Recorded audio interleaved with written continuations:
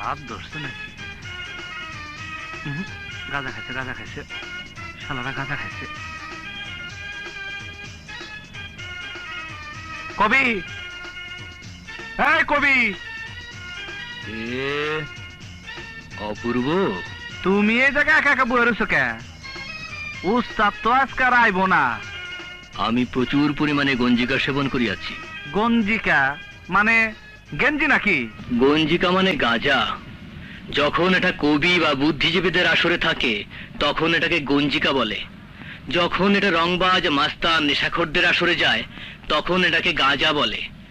যখন এটা মাজার বা ফকিরদের আস্তানায় যায় তখন এটাকে বলা হয় সিদ্ধি।